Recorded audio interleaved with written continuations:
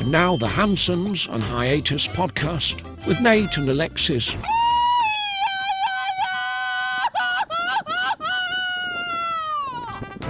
Happy Friday, fuckers. It is episode 174 of the Hansons on Hiatus podcast. I'm your host, Nate, and this is my wife, Alexis. Hey, guys. How's it going?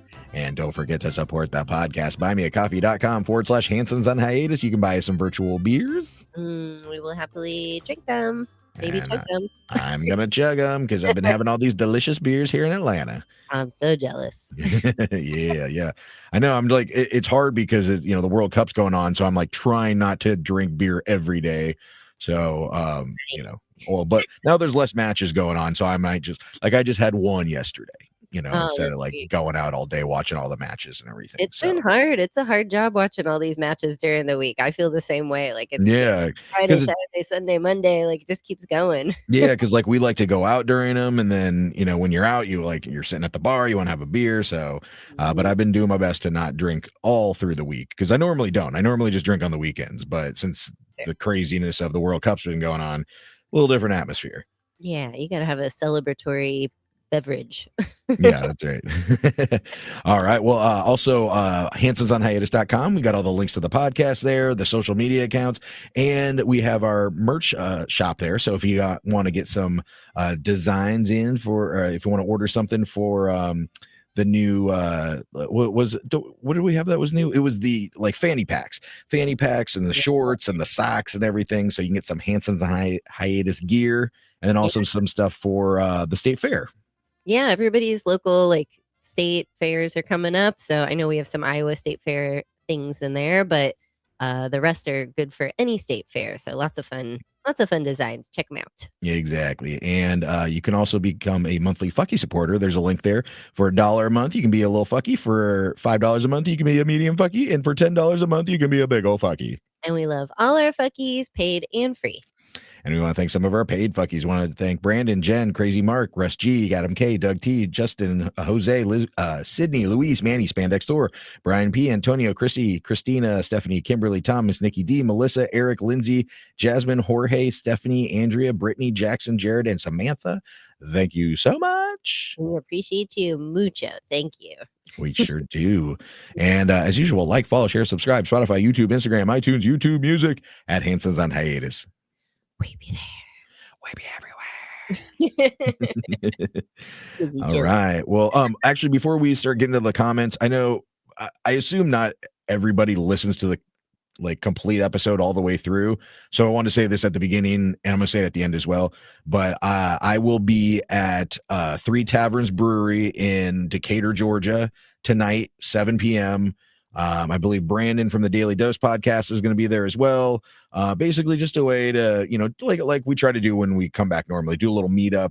I've been kind of slacking on, organizing something because, just the World Cup and everything going on. But Tara, that works with the Daily Dose podcast, she kind of set this up and said, hey, why don't we all meet at Three Taverns for some beers and just to kind of catch up and everything. So if you're around, I will be there at 7, and I think they're open until 10. So don't get there too late, but actually, is it open till 10 on Friday? Yeah, I think it is open on Fridays even.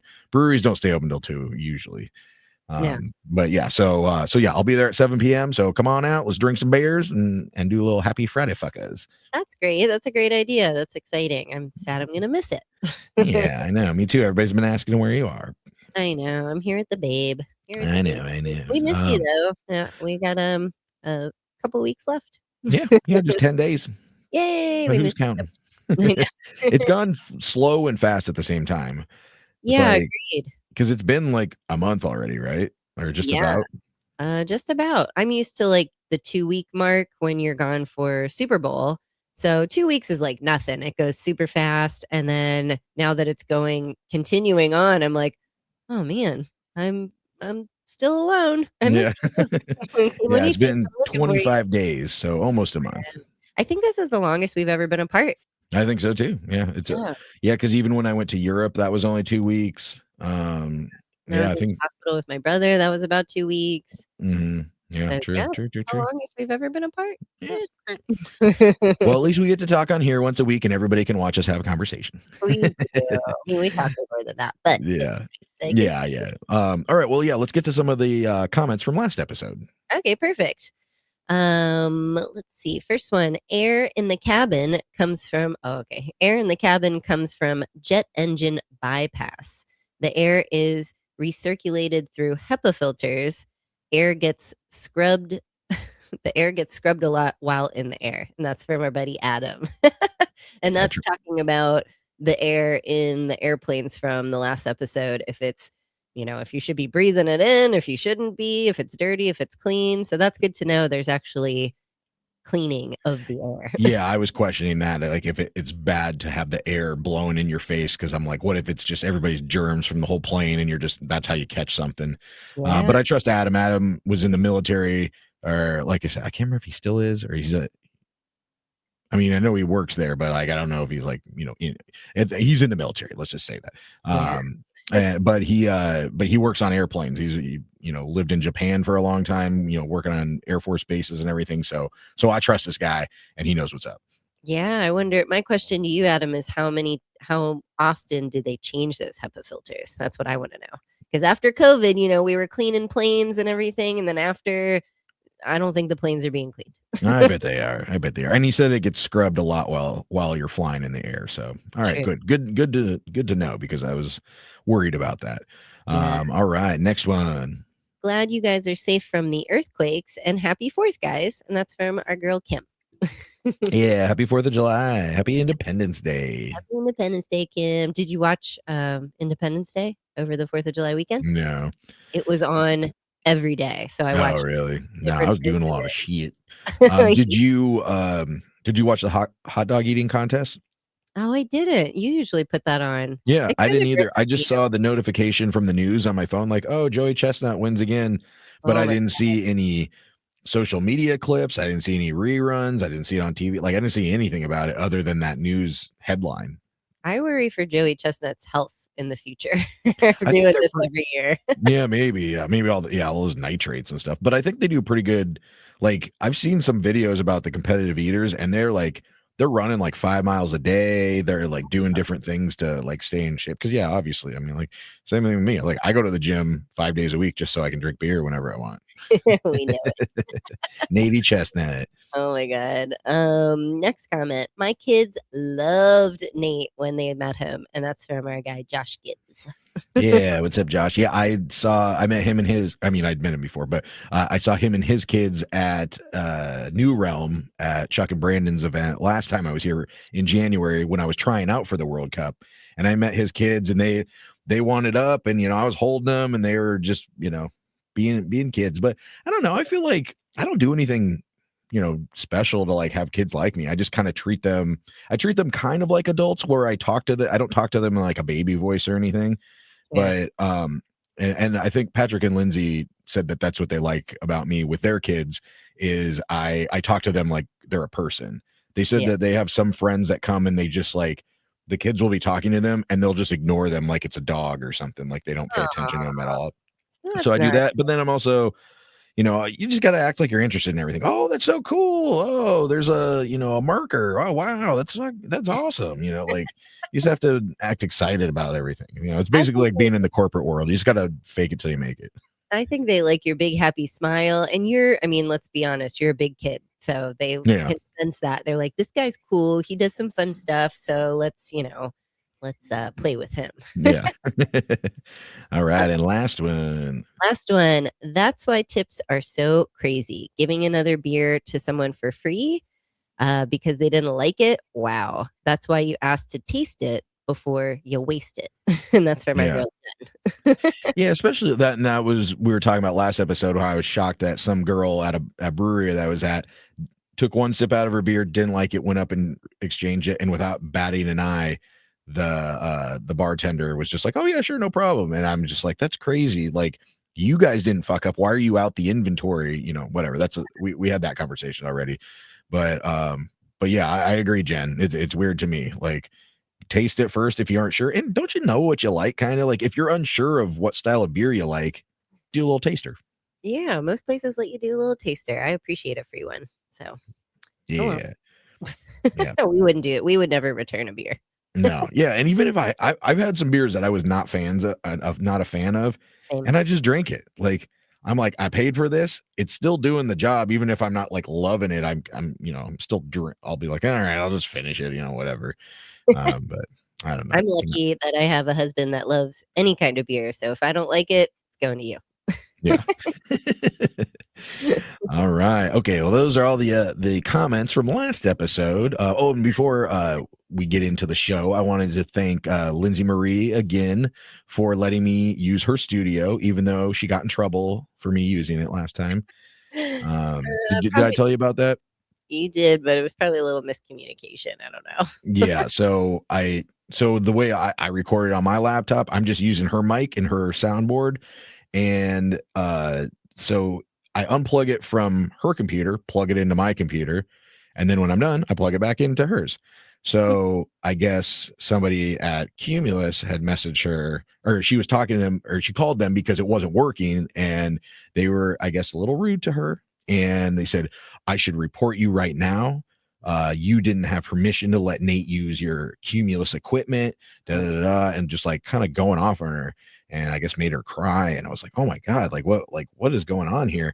And I felt really bad because it's kind of my fault because she said it wasn't working when I left, but it was just, it was a USB thing. So she just had to like restart her computer and it ended up working. But Oof. to be full disclosure, I did not use anything Cumulus because this is her microphone and her mixing board, and the laptop is Cumulus's, which I did not use. So just putting that out there. But anyway, sorry, Lindsay, if I got in trouble, but I appreciate you for letting me use your studio. Well, I hope they don't listen since we're bringing more attention to it. Yeah, that's all right. Yeah, I doubt they listen. Shoot. So, but anyway, so I've had a week. I went, I've been going to all these like restaurants and stuff that I've missed, or that we've missed since we've been gone, so yesterday I went up to Cherry Street Brewing in Halcyon, and we go up there, and in the food hall there's a place called Goose Dumplings that you and I used to get. So I've been getting that. I got some dumplings. I got Schlotsky's Deli. I'm getting Firehouse subs. It's mainly subs because we don't have great subs in Mexico, or at least our part anyway. But one of the things, I was hungry and I just wanted something quick. And so I was like, oh, there's a Chipotle. Like, I haven't got a Chipotle bowl. And we usually get the burrito bowls, right? Mm-hmm. Yeah. So I'm like, all right, this should be painless, just go in. It's like Subway. It's like Subway for burritos. Mm-hmm. So I go into Chipotle and I see that they have a new honey chicken meat available. Mm-hmm. So I'm like, hey, how you doing? Can I get a burrito bowl with the honey chicken? And then the guy just looks at me, and he's a Hispanic guy, and he says, rice? And I was like, oh, there's two rices. And I don't remember what the difference was. So I was like, what's the difference between the two? And he said, it's two? And I said, no, what's the difference? And he just looks at me. So I point to the one that I want. And I said, this one. Okay. So he gives me the rice. And then he says, meat? And so I say, the honey chicken. And he just kind of like looks at me and he's like, chicken? I was like, no, like the new honey chicken. And I'm pointing to the sign and everything. He's pointing to the barbacoa. And then it crosses my mind. I'm like, oh, I was like, maybe this guy isn't like completely fluent in English, So I was like trying to help him out a little bit. So I'm speaking a little bit in Spanish. So I'm just saying, mil de pollo, like honey chicken. And so I'm thinking, maybe he doesn't speak English. I felt a little rude assuming that, because I was like, should I not have done that? Because like, I hate when we go to places in Mexico and we're trying to speak Spanish and then they speak to us in English. They're like, yeah, we know you're trying, but you're not doing a very good job. So I felt a little rude assuming that. But then, so I'm like, whatever, like let me just get through this order.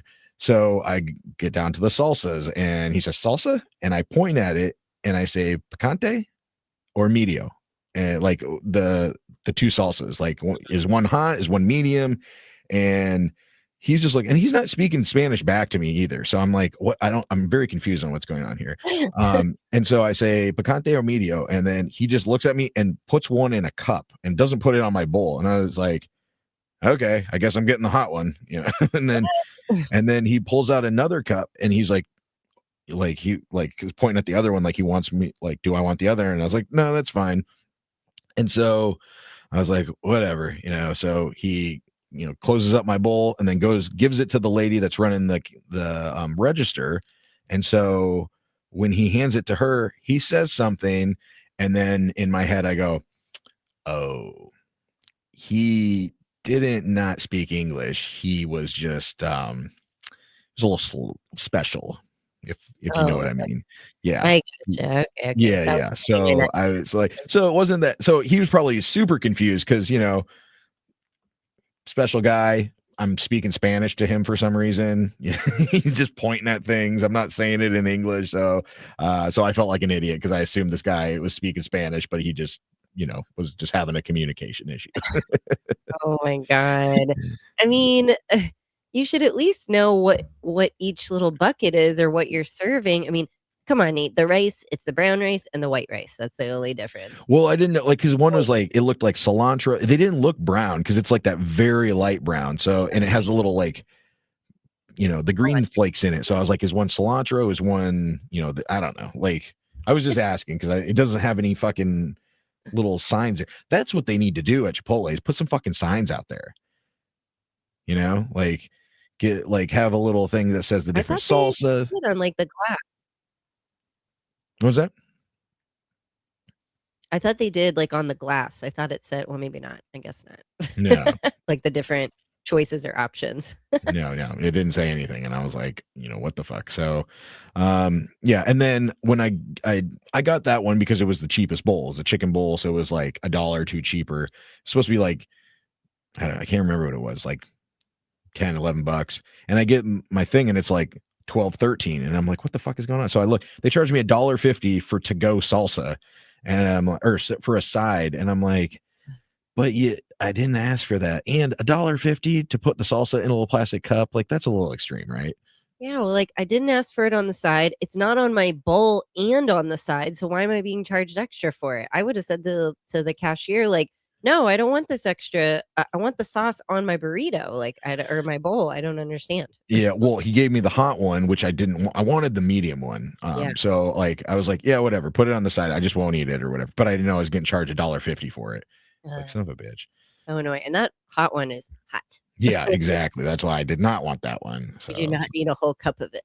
Yeah. So you live and you learn, and I'm not going back to that Chipotle. Oh my gosh. Don't punish him just because of one guy. No, I know. And it wasn't his fault. I mean, maybe training could be amped up a little bit. Yeah, maybe they're just slow on people or something. Yeah. A little low on good people. Speaking of good people, you all right, sorry about that. We had a little technical difficulty on my end, actually. In the US, the power went out, lost Wi-Fi for a second. So let's get back into it.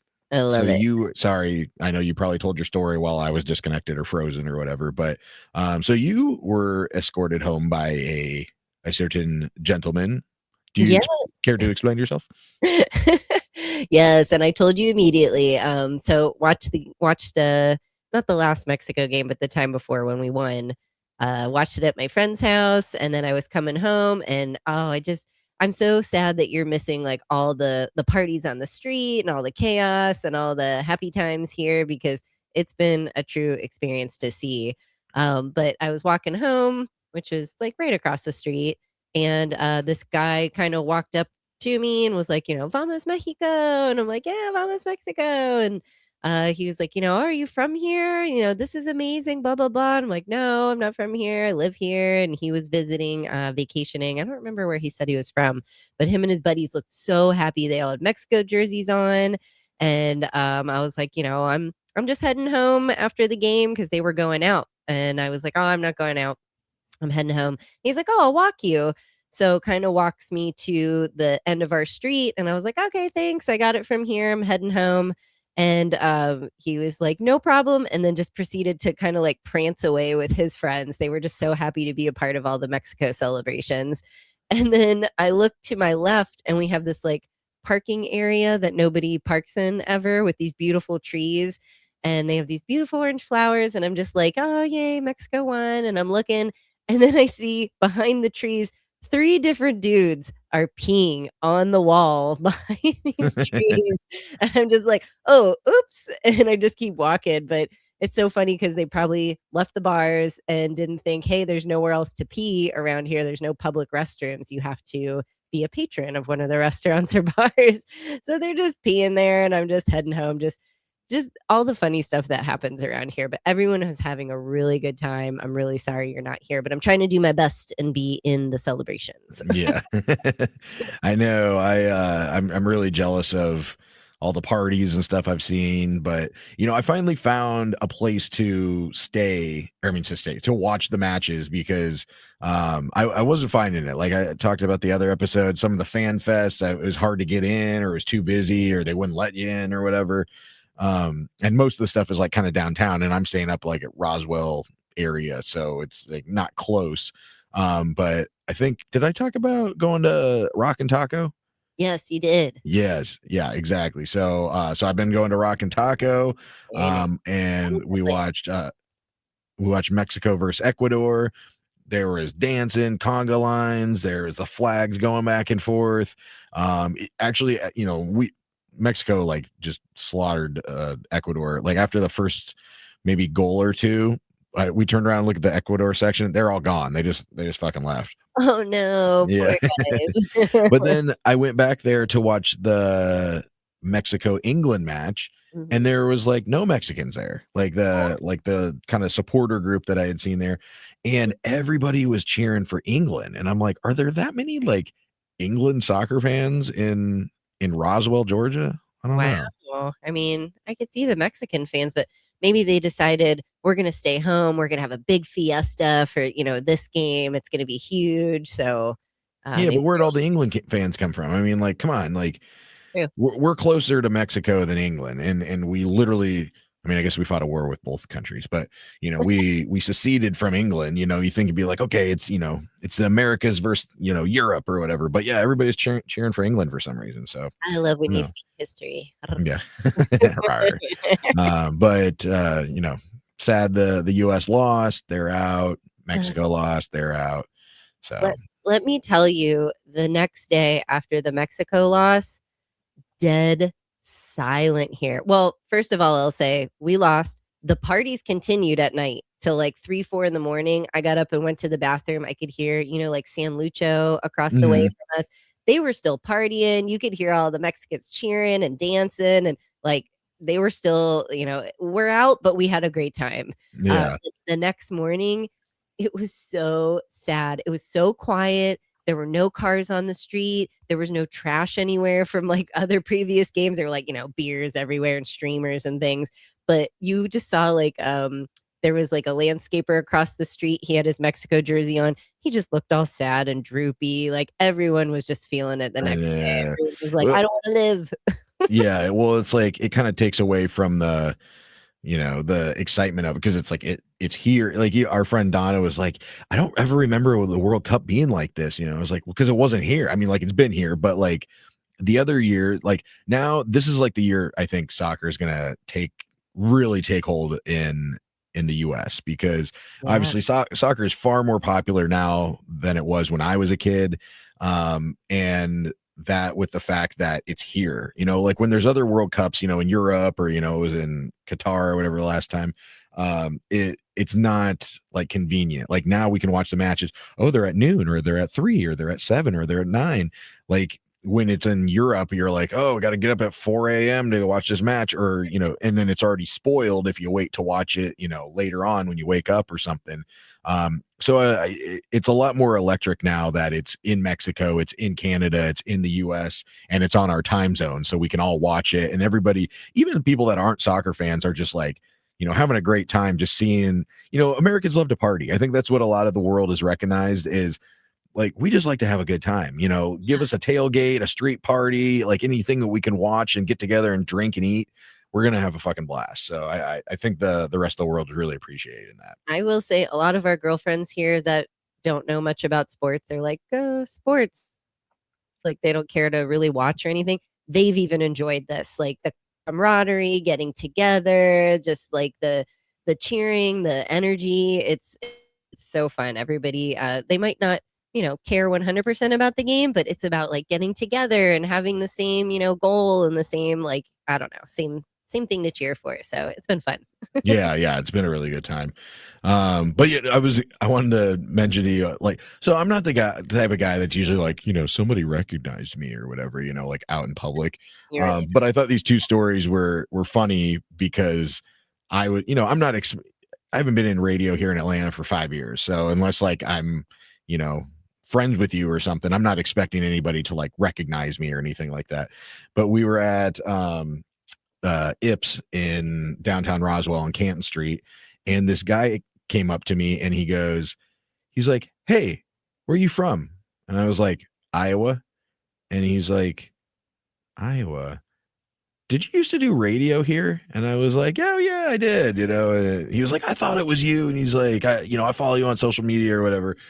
So I just thought that was funny because I was like, not expecting somebody to ask me that, recognize me like that. I was just thinking, oh, he's just asking where I'm from. But it was a weird way to start a conversation. Usually you go, hey, hey, you're watching the match. Okay, cool. Oh, where are you in town? You local? Like usually you don't assume somebody's not from here. So I thought that was a weird way to start the conversation, not knowing that he, like, I guess, kind of recognized. And I did, I got the mustache, and I'm thicker than I was 5 years ago. So A lot of people off that mustache. yeah.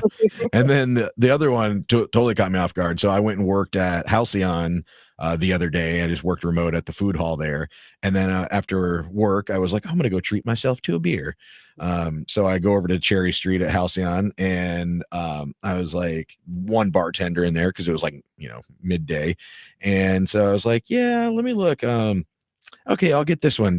So he's like pouring the beer, and he goes, "So you in town for a while?" And so I'm thinking, well, that's weird. Like, how does he know? Like, and the World Cup's going on, so I'm thinking, I mean, like, do I look foreign or something? Do I look Mexican? I don't know. So I was like, well, that's a weird. Again, in my head, that's a weird question to start off the conversation with. Like, how do you know I'm not from here? And I was like, oh yeah, I'm in town for a little bit, but I didn't. I don't always go into like, oh, I'm working the World Cup. So I was just shooting the shit or whatever. And then he's like, so how do you like it down there? And I'm like, what? Like, I was just very confused because I was thinking he meant like down at the World Cup. And I was like, what? And I think he could see my confusion. He goes, oh, he's like, I used to listen to you guys back on, Rock 100.5. It's like, I follow you on social media. He's like, we've never met before in person or whatever. I was like, oh, what's up, man? But it totally caught me off guard because I'm not that guy. Like, I don't think I'm a known person. So it's weird when somebody like knows me and unsuspectingly. So I was like, oh, okay. That's what you're talking about. That makes sense. That's so funny. I'll call them your fans. Did you do Nate fans? They are either like don't want to bother you, not like nervous, I don't think, but like they just don't want to bother you in an average day, and they'll message you later like, I saw you and your wife and I didn't want to bother you and say hi. And we're like, no, always please say hi. And then you have other fans that are just like, did you do Nate? Like screaming down the street at you, and we're like, who the hell knows us here? Yeah. Well, and yeah, it's weird because not weird, but I don't know who I've talked to and who I haven't, obviously, because it's like I've talked to people for 10 years, on and off the radio. Yeah. And so some people I talk to on Instagram, and I've never met them before, but I talk to them constantly. And like I've said before, their pictures like really tiny if they're private. So I don't really know. So I'm always afraid that I'm going to run into somebody that I consistently talk to. So I hope these two guys weren't ones that I like talk to all the time, and they were like, yeah, dude, I've been talking to this guy for 5 years on Instagram. He didn't even like recognize me or something, I mean, they should come up to you and be like, oh, hey, I'm Spandex Thor. Like, oh, Spandex Thor. Like, you're not going to recognize you're more on social media than like other people are. But people come up to you, they need to be like, hey, I'm, such and such. Like, I listen to you, or, we're always appreciative. Exactly. But yeah, I thought that was very nice. And it's always cool to meet people that, listen to the station back in the day and stuff like that. So, so super cool. So yeah, if you see me, come say hi. Yeah. I won't bite. I was just telling your radio days to one of my girlfriends here, and they were like, how old are you guys? You have lived a life of all these different things and all these different places. And I'm like, yeah, I kind of forget about that life, but yeah, part of our history. Yeah. Well, I have worked a couple more matches since we talked last. I worked the England-Congo match, and then I also worked the Argentina Egypt match. 2 And huge so, matches. yeah, right. Yeah, because now we're in the good ones. The last one, we got one more match, semifinals next Wednesday on my birthday.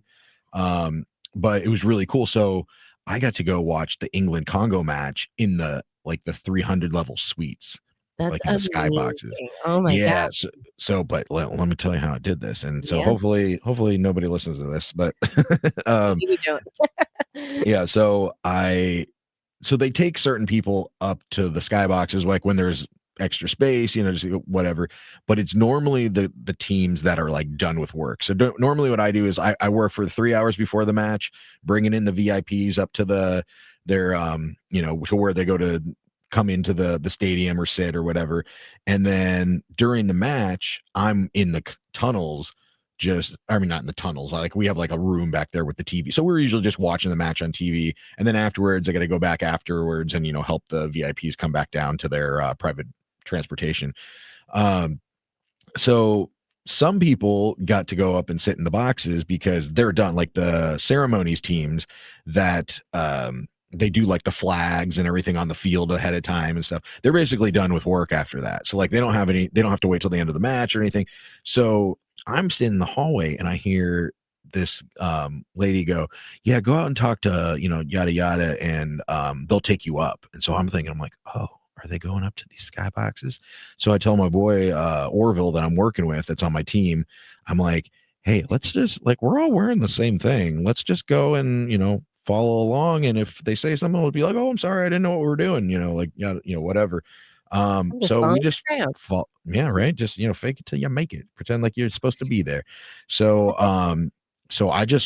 me and Orville just follow the group and we go up to the suites and they let us into a suite and we get to watch the whole England Congo match from the suites. It was like so cool. That's so crazy. Do you know how much people pay for that? Like, oh, that's so cool that you got to yeah. For the semifinals match, Steve, our friend Steve that I'm staying with, he got an email from Mercedes-Benz for tickets for the skyboxes or for the suites or whatever. Yeah. Guess how much they cost? Okay, first of all, I'll tell you, it is a package for 18 tickets, and then you're in the skybox and the food and the drink and everything like that. Oh, food and drink. And how many tickets? 18? 18. Oh, that's a lot. $5,000? Are we talking each or total? Oh, total. Oh, no. Oh. $240,000. Pardon? $240,000 for, 18 people is a lot of people. Yeah, it comes out to be about $11,000 a person, which that is obviously more than the average. Tickets are not cheap. I don't know if you've been looking at the tickets, but they're usually around at least $1,000, like in, a decent seat or whatever. So I've seen them from 1,000 to like 2,300 a ticket. But this would be 11,000 a ticket, but you're getting the food and drink and stuff. But I'm just like, good Lord. So yeah, I definitely did not have to pay $11,000, but it was crazy to see the comeback because Congo was winning, I think, and then England came back and they scored. Did they score 2 goals? Yeah, the Congo's first goal was in the 7th minute, and then England's last 2 goals were the 75 and 80 minutes. So like up until 75 minutes, nothing, it was just 1-0 Congo. So we're thinking Congo's going to win. Then England comes back and takes them out. But I was just like, oh man, what a great game to watch, Such a great game. These last ones have been intense. Yeah. Which brings me to my next match that I worked. Yeah. I worked the Argentina-Egypt match. And tons of fans on both sides. There's not as many Argentinian fans that at least came through my area because we see the fans walking by. Mm-hmm. But I'm also comparing it to Playa del Carmen where there's a ton of people from Argentina there. So, but like once it got started, it seemed almost 50. Like there was a lot of Egypt fans actually. I was very surprised. But the atmosphere was just crazy. Like everybody was amped up and everything. So on break when the match started, me and my buddy were like, let's go out in the hallway and see if they're going to bring people up. So we're just standing out there and they I hear a guy go to like his team lead, like, "Hey, we gonna, go up and watch?" And he's like, "Nah, not today. Sorry." And I'm thinking, well, all the boxes are probably sold out. Fucking Messi's playing, Yeah, of Um, course. so I was like, so me and Orville just standing out there, and I was like, maybe we just go walk around the state, like, in the tunnels, and just see if we halftime if the players come out or whatever, because we're just sitting in there, just kind of bored, Yeah. And we know where they go up to, like, go to the skyboxes or go up to into the stadium. But, when we went up there last time, the guy like had to, take us through security or whatever. And then this girl that we saw on our team comes out of the tunnel that goes up to the stadium, Oh, and she has a bucket of popcorn. And she's like, "Hey, you guys want some popcorn?" oh, And we're like, yeah. okay, but where did you get that? And she's like, "Oh, up in the stadium." And we're like, "You just went up there?" And she's like, "Yeah, just go over there. Just go up the stairs and the escalator, and you're right there." Oh, And we're like, "Okay." So I love me that. me and my buddy just go, "All right, what's to lose?" Like, hey, we want to try to see Messi, regardless how you feel about Argentina or Messi, he's one of the greatest players of all time. So, it'd be Yeah. really cool to see him play live. So we walk over, go up the escalator, go up the stairs, and boom, we're on the concourse. You needed to go to security to go through the 300 levels, but we're just in the regular, just kind of where you get snacks and concessions and everything. So we're like walking around, and then we realize there's other people with our outfits on that are like working within the stadium, telling people where the bathrooms are and the exits and everything. So we kind of blend in. So we go over to this one kind of media area where everybody's just standing, and the security guard just lets us right in, and we're just standing there. So we like stood there and watched the whole fucking Argentina Egypt or the whole second half actually. So Oh my but man, it was crazy. It was so loud in there, and everybody was, getting amped up and everything. It was wild. Your videos that you sent, insane. It looked insane. Oh my gosh, I Yeah. would have loved it. That was probably one of the best games to be at. Oh yeah, for sure. Yeah, just to say I saw him play. And like I said, however you feel about Argentina, I mean, I'm not like an Argentina fan or anything like that. Like if it to me, Argentina is the and Messi are the Patriots and Tom Brady of soccer, Of where course. they're successful, so everybody hates them. Yeah. And I was one of them. I did not like the Patriots. I didn't like Tom Brady. But if I got a chance to see Tom Brady play, I'm gonna go see Tom Brady play. I never did. I met him kind of at when the Super Bowl was in Atlanta. I went to the press conferences where you could ask him questions and stuff like that.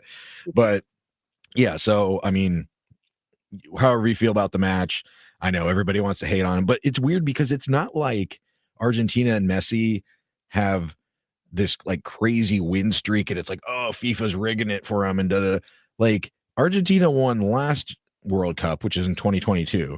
Do you know when the one before that was that they won? No. 1986. Oh, okay. So And then they're the not. one before that, 1970. They've only won 3 World Cups. One was the last one, of course, and then 1986 and 1970. So it's not like they've won like 10 in a row, and like FIFA's rigging everything. I mean, in my opinion, the FIFA's rigging everything to, to make sure they win. And it's a weird argument I think people have, because they did the same thing with Tom Brady, that, oh, the NFL's rigging it so they win, or, the same thing with Messi or whatever. But it's when we were watching the match, like in the volunteer center, everybody's hating on Argentina. And that's what kind of the consensus is online too. So why would FIFA or the NFL want these teams that everybody hates to win? I mean, I know sometimes you like to watch the villain or whatever like that, but if Yeah. there's like a team like Norway, like they're kind of like the team everybody's like kind of rooting for at this point. Why wouldn't FIFA rig it so the team that everybody wants to win? Because then they're going to watch it. Like if people don't like Argentina and you're rigging it so they can win, nobody's going to watch it. So what, like that concept kind of doesn't make sense to me. Definitely some missed calls. One of, they're questionable. You could argue it either way, but that really happens in every match. Like the same thing with the red card in the, for the US, or I think Panama. Was it Panama that had it? No, not Panama. There's been other goals that have been called back and stuff like that. So I mean, it's unfortunate.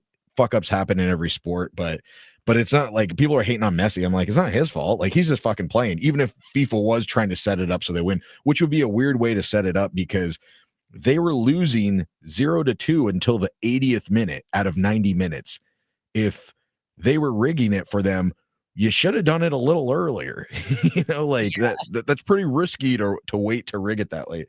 And whatever. So anyway, it was super cool to see them both play.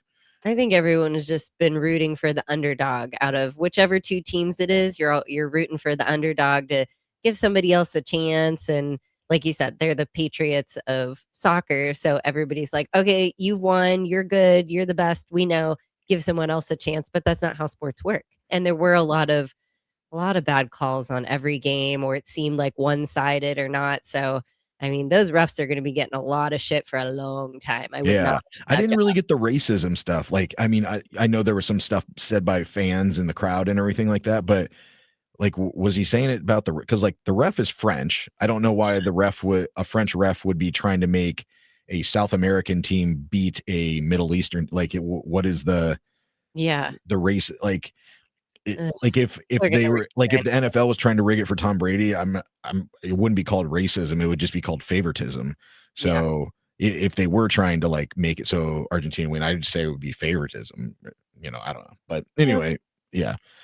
But whoever won, I would have been happy. I like Egypt because I've been there twice. I got a friend in Egypt. We got a lot of friends from Argentina, so I would have been happy regardless who won. I was just glad I got to see some of the best players in the world play, in Atlanta in the World Cup. So I thought that was pretty cool. Oh, yeah. I think you got a lot of street cred with our Argentinian friends. They were so excited to see your videos and pictures and stuff. My one friend said, "Tell Nate to bring Messi back for me." So somehow you have to kidnap him, bring him back to Mexico, and give him to one of our girlfriends. Yeah, right. Oh man. I was like, I'll see what you can do. Yeah, but other than the World Cup, had a nice little 4th of July weekend. I stayed at Lindsay Marie from, Rock 100.5. And now she's on some other, she's been on other stations. Obviously, Rock 100.5 is gone now. So I stayed with her and her husband, Patrick, for the 4th of July weekend because they were having a party. And then it was great because then I didn't have to drive. Their kids love me. So I got some Uncle Nate time in. Yes. But yeah, it was a good time. Well, actually on July 3rd, with our other friends that we're staying with, Steve, or that I've been staying with for like most of the time, Steve and Donna, they did this thing, Lake Allatoona. They do like these fireworks on the lake at like 9:00 or something. So it was kind of cool because we went out on the boat. We're just drinking. We're actually watching the Argentina Cabo Verde game. Oh yeah. And on the boat, it's getting dark. We're swimming in the dark. We got like beers and we're like just floating and just watching the fireworks. So that was pretty cool. It looked at your videos there too. I miss big fireworks. I mean, we have them here too, but those ones were just gorgeous. Yeah. Well, and speaking of Cabo Verde, I'm confused why people, like I was saying last time, the Turkey A thing and whatever. Yeah. Cabo Verde, I've seen people calling it in English Cape Verde. So, I mean, Cabo means Cape, right? Yeah. Cabo means, yeah. So why would you not translate Verde? It's green. So it's the Green Cape. So why are you just translating Cabo and not Verde? I looked that up and it says Cabo Verde is the country's official name. In 2013, the government requested that all countries and organizations use Cabo Verde in every language, not just Portuguese. Cape Verde is their traditional. So I don't know why it doesn't really say. But they're like, okay, we're only going to translate half of our name. Like, doesn't that seem weird? It says the name comes from the nearby Cap Verde Peninsula. French. I mean, I know where it comes from. I'm just saying, why are they not translating it fully? Yeah, I don't know. I mean, I guess they're just like, no, we're not going to say green. We're just going to say Verde. Yeah, Verde. Like these English people need to learn a little Espanol. Yeah. But on actual 4th of July, it was super fun. I was actually going to get up early because I needed a USA shirt because I had been looking for one. I just couldn't find one. So I was going to get up early on, when was 4th of July? It was on Saturday? Yeah.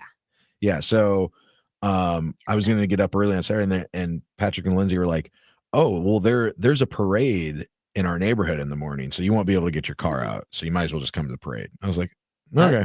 I like cool. A parade. So I woke up maybe like 9 and I'm thinking, oh, the parade has to be over. Like they probably got up at like 8, all the kids going out there watching the parade or whatever. Yeah. And then they're like, oh no, the parade starts at 10. So we're going to walk over there. So we get them, the little kiddos in the wagon. Their 2 kids are 4 and almost 2. Oh my gosh. And so we put them in the wagon, we walk over, and there's a big ass fire truck like by the pool. And there's tons of kids there, and they're on their bikes and their wagons and stuff. And I come to realize I'm not watching a parade. We are the parade. Oh, it's like Mexico. Yeah. So what they do is the fire truck just does a loop around their neighborhood, and all the kids and parents and on their bikes and in strollers and everything just follow the fire truck and do a loop around the neighborhood. Oh, that's fun. Does he music and toot his horn and stuff? Yeah, well, and then the fire truck leaves and all the kids are circling. The fire truck guns it. Like he's gone. Like I didn't even see him go around the neighborhood. He's like, and there's some of the older kids kept up with it on the bikes, but everybody else were just, I don't know, maybe this is normal, but yeah, I didn't see the fire truck till we got back around. Then we get back to the pool, and it's cool. Like they give little plastic fireman hats to all the kids, and they let them spray the hose and everything, and then they spray them and like soak them, and they're like, ah. So it was pretty cool. And I was thinking, like, how do they fill up the fire truck again? Because I'm like, that's probably why they're going so fast. They got 3 other neighborhoods to hit before noon to drive around their neighborhood. Yeah. When I was leaving the neighborhood, finally, I see the fire truck, and they just went over to one of the fire hydrants and then just filled up the truck from the fire hydrant. I was like, oh yeah, that makes sense. Oh, I guess they're allowed to do that. Yeah. Okay. Yeah. You're like, continue on, sirs. Doing what you do. But yeah, it was a good time.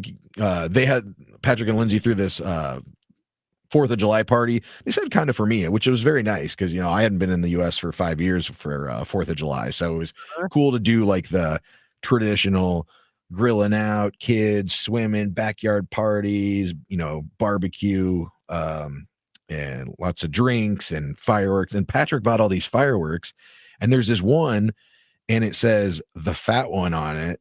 Oh. And I was like, oh, is that Joey Fatone's fireworks? Because like Joey Fatone from, was he NSYNC?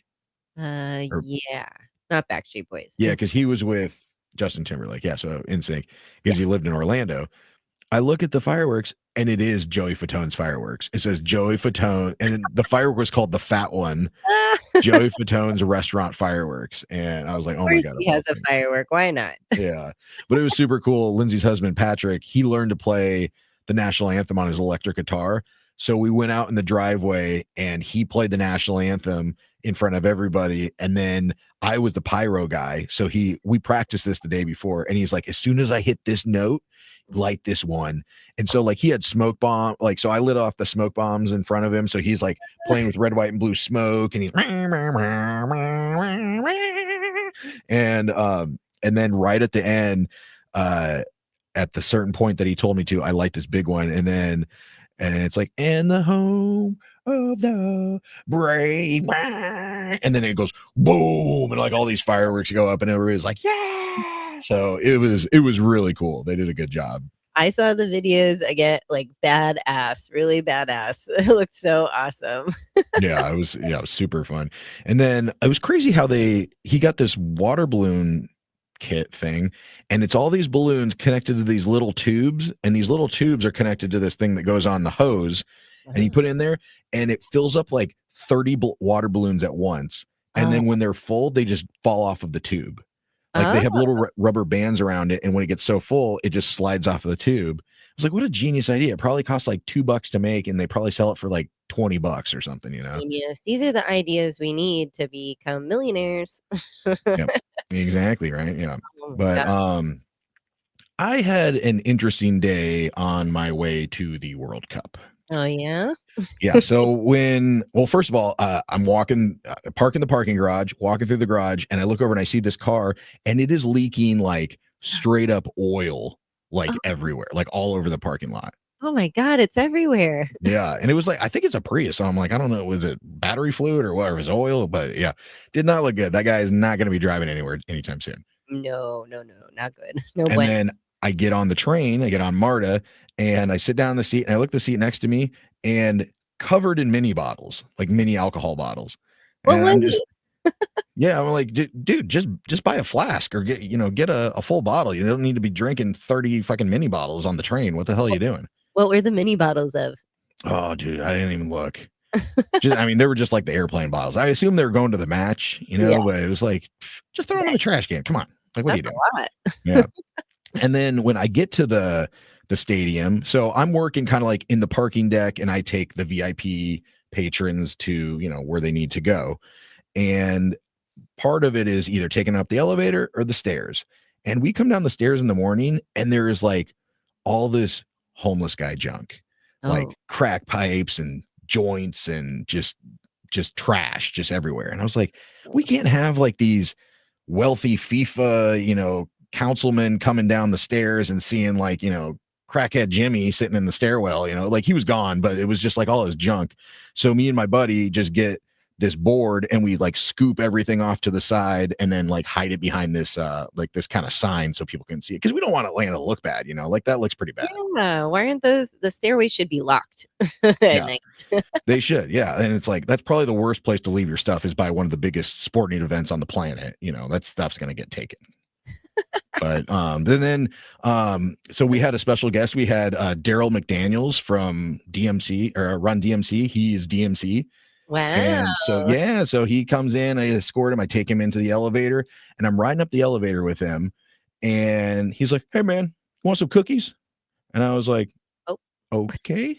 And so he gives me some cookies, and he makes his own brand of cookies. Oh my God. And Are they special cookies? yeah, no, they're just normal cookies. But at the very top it says DMC, his name, and it says Daryl makes cookies. I was like, oh, that's brilliant. But things not on my 2026 bingo card, a 60-year-old rapper from Queens gave me some homemade cookies. So random. It's so random, but they were good. They were very good. So Oh, I love them. I want to try and bring me a couple. Yeah, you got to walk this way. Oh shoot. But so that was my weekend, crazy 4th of July weekend. What did you do, Alexis? Oh my gosh, I don't know how I'm going to top any of that, any and all of that. I had like a little ladies weekend in Tulum, actually. Very shocked. Very nice. It's actually really funny. So I was telling my friends here what I'm going to do, and our good friend Mary Lou and Jorge were going to watch Que Monito with their dog Maya. So I'm explaining, I'm going down to Tulum with one of my girlfriends that I kind of know her through another friend. We're not like super close, but we know of each other, and we've hung out like once. So but not by yourself, right? Like right. We've like, never hung out. You haven't hung out with her by yourself. You hung out with her once as a group. Correct. And once. So I know of her. She knows of me. We see each other all the time passing on, Fifth Avenue, and say hi, and we say hi to each other's dogs, but we've never hung out one-on-one. So I'm going to Tulum, pretty much a stranger, and I'm going to see a DJ. Very, very out of my my Alexis realm. Yeah, for sure. Good for you though. I'm glad. I'm happy for you. It was fun. So I mean, it was just a nice reprieve from having Que Monito all the time by myself. So dropped him off at Tia Mary Lou's. He had a great time. Oh, he's perking up. And then me and my friend Joss, we drove down to Tulum. She had a car, so that was so helpful with everything. And we stayed at this place called the Papaya Playa Project. And if you've never been there in Tulum, I would look it up. This place is gorgeous. It's right on the beach. There are these cute little, like, kind of almost like teepee hut kind of rooms, like strewn about the jungle. So really, really different, really very just cute. So when we got down there, we actually couldn't find the place. There's all these big signs, the main beach access road of Tulum. It's kind of still bumpy, still sandy. We're driving up and down this one part. Our GPS says like it's right there, and we see all the signs for the shows and the hotel, but we can't see where the hotel is. So finally we pull up to this fence with a little door in it and a little window. And I'm like, this has to be it. It looked like a gate from Jurassic Park. Like no one's coming in, no one's coming out. There's one little door for people to exit. So we kind of just sit there for a minute, and she like beeps her horn. And then this guy comes out and is like, checked our reservation, come on in. And then this huge gate opens up, and it's just like this tropical dream. There's like trees and swings and little stray kitties wandering around, and it's just the coolest thing I've ever seen. And this huge giant palapa right in the middle, and that's guest services where you check in. So Okay. we're like so excited, and we're not even checked in yet because it looks so amazing. So we check in. The guys are really helpful, and it's just this open, like I said, this open palapa space, and there's swings and cute couches and kitties again. And the staff knows all of the cats' names, sees them every day. I guess they're, residents there on the property. So once we check in, he's like, "Do you want to do?" We offer a little ceremony, like a Mayan ceremony before we'll take you to your room. And we're like, okay, cool, sure. And he does this thing. First, it's hot as fuck out, of course. It's July, Mhm. it's been hot. We go over to this little fire pit area, and it's even hotter. The fire's blazing. We're just like, Oh oh my yeah. God, what do we have to do? And he hands us this string, this little piece of string, and it's for anything that you're tethered to in the past. You're like, I guess, saying like a little prayer or a little like seance thing to get rid of these things that you want, like something that you don't want to bring with you into the current state. So we do this little thing, you throw it in the fire. Then the next thing he gives us is this it's like a stone here, copal. Mhm. It's like a soft stone, so you can burn it. A lot of people burn it here for like spiritual things, health reasons. It keeps mosquitoes away. It does like a whole bunch of Yeah, I good. was gonna say it's like that Mayan mosquito stuff. Yeah, it's supposed to be like really healing, really powerful. And this guy had this rock. It was like this big, and he's just taking like shavings off of it and putting it in our hands, and it's very sticky.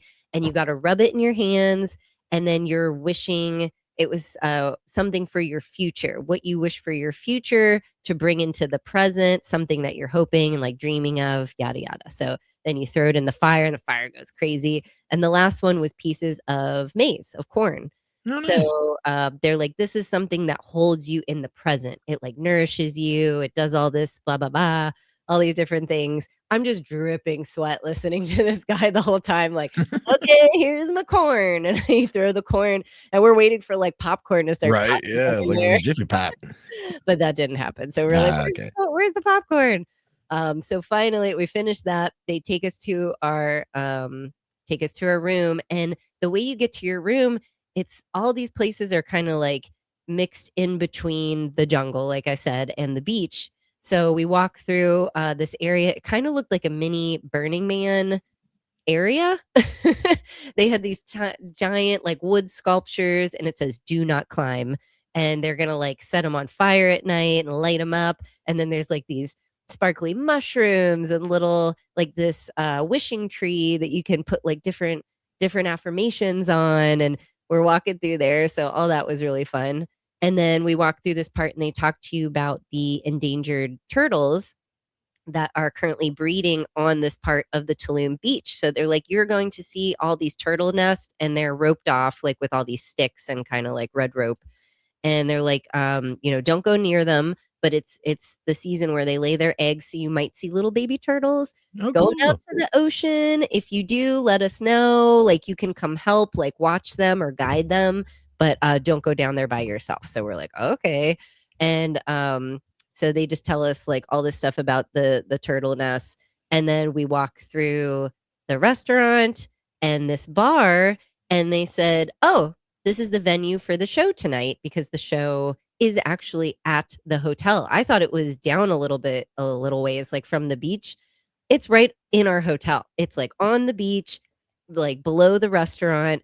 They already have the little band shell set up for the DJs. And we were like, oh my God, this is the best case scenario. Everything for like two single women. We don't have to walk anywhere. We don't have to go anywhere. Got We're your room. got our room. We're already here for the show. It was Boom. so cool. Oh my gosh, everything was right there. So we finally get to our room. There's one little hut that says A, one little hut that says B, and then we see another kitty, and then our little hut is C. And we're like, okay, that's great. Like we're just letter C, no numbers, no nothing. And they gave us wristbands when we checked in. So it was our key. Like there was this little wooden fob on the wristband that Oh, lets cool. you into your room. So we didn't Oh, even that's awesome. Oh, so much easier than, having a key and worrying about all that, especially in the beach. So we check in. Nate I want to live in this hotel room. Ooh, yeah. I saw the pictures. It looked really cool. It was so gorgeous. It's like this beautiful kind of like cement hut, but everything's all dim and like sexy and cream colors and plants hanging like it's every girl's dream, this hotel room. The linens, the bed, the towels, the pillows, everything was gorgeous. We have our own little private pool overlooking the beach where the turtle nests are. So we were geeking out about that.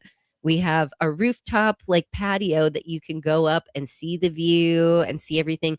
You could hear them doing the mic check at the where the DJ is going to be at the venue from our room. Like we could have Oh, just stayed in wow. our room and listened to the whole show from there. So that was really cool. But we love this room and we're like, let's go scope everything out. Let's get some lunch. So we go back to the restaurant, had a little lunch, had a little drink. Everything's very expensive there. Oh, yeah. Every cocktail was like 310 pesos. That's like Guacamole 16, 17 bucks. I know, right? The guacamole was like 350 pesos. So we're just like, we'll just get a snack and one drink, and we kind of get 2 drinks so we can share. And we're just like hanging out there. And then I looked at her and I'm like, okay, we need to find somewhere to get some drinks from. We need like 7-Eleven or a OXXO or something like that. We can't keep paying 300 pesos per drink this whole night. We're gonna be broke. So she's like, oh, okay. Like, I'm the economical, frugal friend. Like, let's save some money so we can spend it other places that we really need it, like dinner later, all that Right. kind of stuff. So we go to 7-Eleven and I was channeling my inner Nate. I'm like, we need to get pre-game drinks. And then I know we're going to be up late, so I might need some drinks for later too. So we go and we get some snacks, some candies, some chippies, some beers, some seltzers. We get a whole bunch of stuff, which really came in handy throughout the entire night. Thank goodness. Because where we went to dinner at like 7:30, it's called Heartwood in Tulum. Okay. Very, very well-known restaurant, I guess. It's very popular. Everything was pretty much, I don't want to say dead in Tulum, but there weren't a lot of people out when we were, venturing out for dinner. Heartwood was packed. It was busy. Everybody was there. I had the best meal I think I've had in a long time. It was not cheap at all, but I'm so glad. Me and my friend, she had 2 other friends that were in town that were going to the show as well, husband and wife. So we had dinner with them and we just shared everything. We had these good like costillo like ribs that were just the sauce and it just fell Ooh, off yeah, some the spoon. costilla. Oh, so good, the costillas. And then there was this big, it was like a beet. I didn't know beets were like, it was this big, Nate. You would have hated it. It Ugh. was like this big roasted beet, and they opened it up, and then they put all this different like sauce on it. It was so good. And then they got these giant shrimpies that I couldn't. And we had, I can't remember the other thing we had, but everything was delicious. We were so full. As soon as we finished eating, I looked at my friend and go, we fucked up. We shouldn't eat this much. Why did we eat this much? I'm already full. I'm already tired. I feel bloated. Like, how are we going to be dancing around till like 3 a.m.? Because they told us the doors open at 6. The first DJ might go on at like 9 or 10, but the DJ we were going to see, who's poolside, he's not going on till 11, and then it's probably going till 3 or 4 a.m. I was like, oh my God, how am I going to stay awake? I just kept like pounding cotahios, which are like espresso and liquor 43 drinks. I just kept drinking those all night. I was like, I'm never going to be able to stay awake till 3 in the morning. Yeah. I fall asleep watching TV at like 9 o'clock. I know, right? Oh, tell me So about it. I was like on a mission to get rid of my food baby, pound some pregame drinks, drink some coffee, keep it going. And everything was like amazing. We had like fast forward to the show, the first DJ, there's like some people there, it's like getting a little more lively, and then once it's getting to the main DJ, that's when everybody starts showing up. So we're trying to get down in the pit, make ourselves big, get some room, make sure people don't box us in. This crowd was so nice. Nobody was pushing anybody. Nobody's trying to like get in anybody's space. These are like, dancer. Everybody wants to Yep. dance and move around and vibe. It's So vibing, bruh. Yeah, just vibing. Everybody has their own little circle around them. So that was it was a really nice group of people, great people watching. People, like our age and younger to older people dressed all fancy, sitting there, sipping their gin and tonics, just enjoying. But let me tell you that the moon, they said there was a full moon party, but we're like, there ain't no moon out tonight. I don't understand where this full moon party. And then all of a sudden we look out across the ocean and I'm like, I look at my friend and we're pretty drunk at this point and high. And I'm looking and I go, is that the fucking moon? And we're all looking. It's this little half orange circle, like right on the horizon. And we're like, oh my God, like, can I see? Like, we were so confused. Like, is this the fucking moon? It was the moon. It was this tiny little orange moon.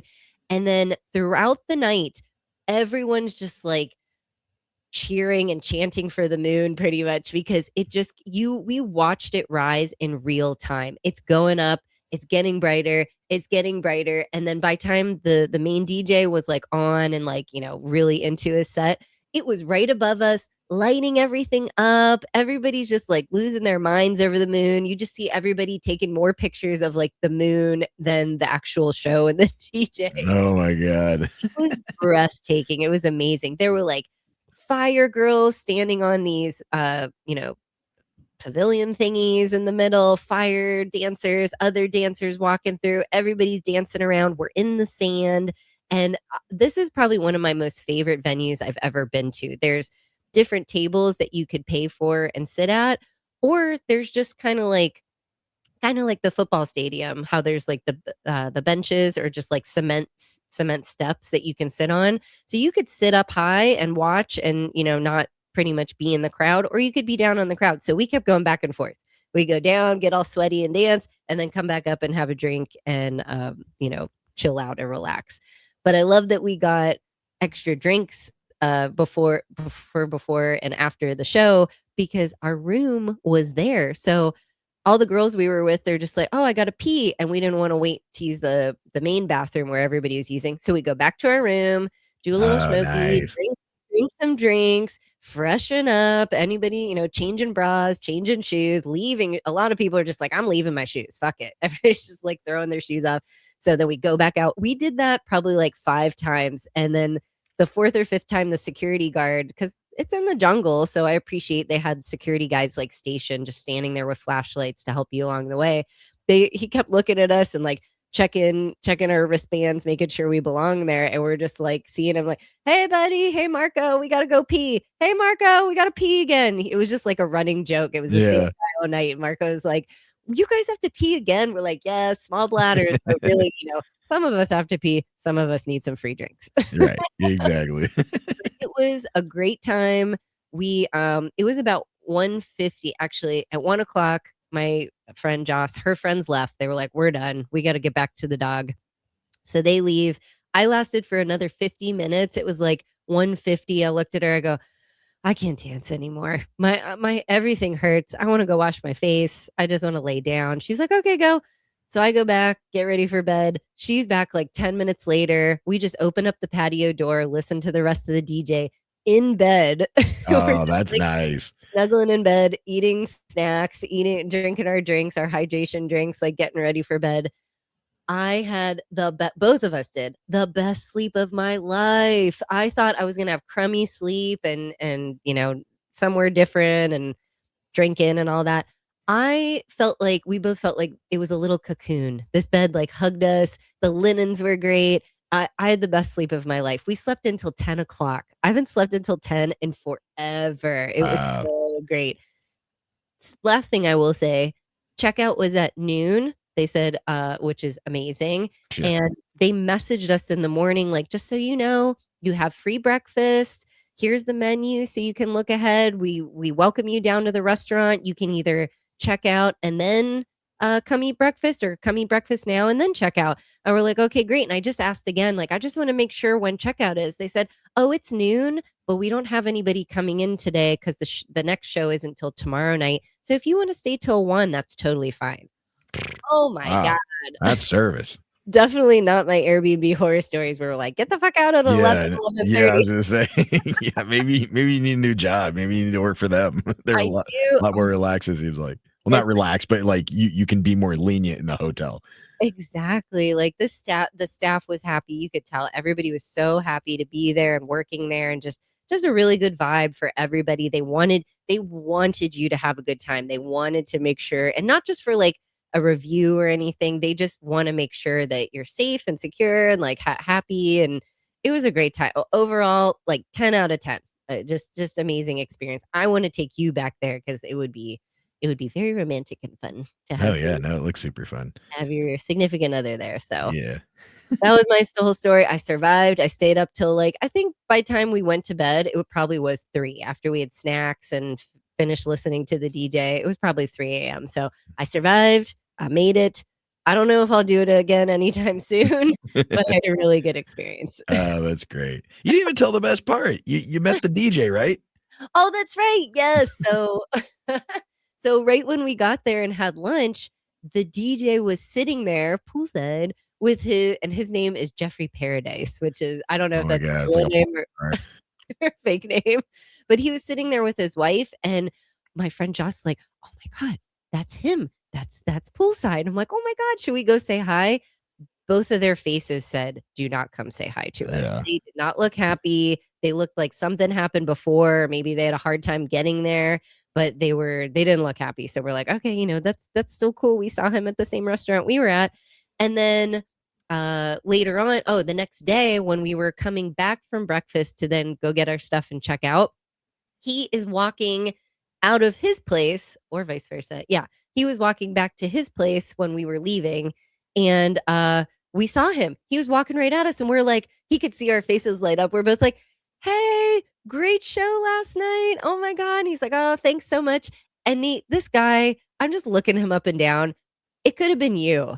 It's just Yeah, a it's just dude, like an average dude. just an average looking He was dude. probably not super nice at the pool because his wife was there. Maybe he like gets hit on a lot or something like that. Maybe, but let me Maybe tell yeah. His you, wife's named Beachside. beachside, poolside and beachside. Oh, I just Biatchside. actually, my friend did tell me that they have a home in, California, and when the what was it? Something burned down over there. I can never remember the name, but what is it called? The Palisades? Palisades? Yes, Yeah. they had a home there that completely burned down. Ouch. So this was, like, a couple years ago, so I think they've been having some bad luck, so I don't know if maybe that was continuing or what, but she told me, like she knows all about him, so she told me all of his life stories, so maybe that was something going on, but, he thanked us, we're like, "Great show," this and that. My friend said she knew some similar people or, like, colleagues of his, and we just praised him for, like, a good job. I wanted to say to him, he didn't play any of the hits that I wanted to hear, but I held my tongue back. I didn't wanna say anything and embarrass my friend or, like, make him mad and be like, "Your show was great, but you know what coulda made it better?" But I was kinda mad that he Yeah, didn't that's why people go to see him. exactly. It was all new, like, kinda, like, really Tulum vibes, like, more so EDM than, like, jungle happy disco vibes, which is what I came for. Yeah. He played 3 of his songs that I knew, but very snippets of it. One was early in the beginning, one was in the middle, and one was at the very end. One I had already gone back to the room. I heard it and was like, "Oh, no, he's playing the song." We were gonna run down there in our jammies, but before like, by the time I got up, got my sandals on, it was done. He played the Ah, smallest snippet of all 3 songs that I knew. I was like, when's he gonna play it? When are the songs gonna come on that I know?" Didn't play any of them, so very nah. Well, disappointed in that. yeah, you should I would have said something like not like what the fuck, but be like, oh, like you could just ask, like, hey, why didn't you? And he might have had a good answer for it. Maybe he would be like, oh, this is a smaller venue for me. This is where I like practice my new stuff or something like that, but I Yeah. don't think that's rude. You're not like, hey, fuck face, why didn't you play? You say it a polite way, just like, oh, I really love this. I'm like, why didn't you play more of these? And he'd be like, oh, I'm sorry, like I'm doing this, or my bitch ass wife, bitch side, won't let me play that anymore because I wrote it for another bitch. Maybe. I mean, I love this album of his because it's all about, like, the moon, and it's like a disco beachy vibes. So it's very like chill. We listen to a lot of it when we're working from home. It just keeps you nice and calm and mellow, but lets you like bop around. And he missed a perfect opportunity. He has all these songs called Moonrise and Harvest Moon and Full Moon and all these different things with the moon. And the moon was literally on display all night for him. He could have like played into that and everybody would have gone crazy. He didn't play his most famous song, Dancing in Tulum in the Jungle on the Beach. I mean, no, perfect moment for it. I was so shocked. He totally missed it. Very missed opportunity. And I think the crowd felt that too, because people were dancing, having a good time, but you didn't see anybody like getting crazy. Like, yeah, man, this is my favorite song. Like losing it. Everybody was kind of like the same. So maybe everybody else was feeling the same way I did, but I wish I would have asked him. I just didn't want to embarrass my friend or me or make him mad. Like everybody asked me that, or something. I don't know. I didn't want to be that person. Yeah, so it's all right. He probably would have been okay, but yeah, you don't want to risk it. So yeah, I get it. But I'm glad you went on a limb and went to a fucking concert in Tulum by yourself with a girl you don't really know. And so proud of you, Lex. You channeled your inner Nate. Thanks, Dave. I was thinking, what would Nate do the whole time? Nate would go to 7-Eleven, get pregame beers and postgame beers, and we would need to do this and we need to do that. So I made sure I ate and snackies for later. Yeah. So I checked all the boxes. Very nice, very nice. All right, well let's go ahead and get out of here. I have some Mexico like World Cup trivia that I've been trying to get to for like 2 episodes. So let's get to it next episode because the World Cup's gonna be over soon. So we will do that this week. Real quick before we get out of here, I wanted to. So this Wednesday, July 15th, is my birthday, and it's really funny because staying with Patrick and Lindsay and their neighbor, they have like a Pleasantville type of neighborhood. All the neighbors know each other and they're all nice and friendly and everything. And we're talking to their neighbor and Lindsay mentions my birthday and she's like, when's your birthday in July? I said July 15th. She goes, oh my God, my birthday is July 15th. She's like, I've never meet anybody with my same birthday. And I was like, yeah, the same. It's usually like a couple days before or after, if anything. Then so we go to the little parade, with the fire truck. And then she was talking about like how that happened. And this guy goes, oh, my birthday's July 15th. Oh. And I was like, no way. And we're like telling about, this other neighbor is, July 15th. And then this guy that was the husband of this other couple that was standing by, he goes, hey, I'm sorry to interrupt. I overheard you guys talking about July 15th. My brother's birthday is July 15th. So I was like, what a weird thing they're chiming about. I know, right? Yeah. Super weird. Oh man. But yeah, but that was super funny. So anyway, we're going to get out of here tonight, 3 Taverns, 7 p.m. in Decatur, Georgia. Come have some beers. Coming up this week, I'm doing this weekend, I'm doing stuff for my birthday. I'm going to shoot the hooch tomorrow morning.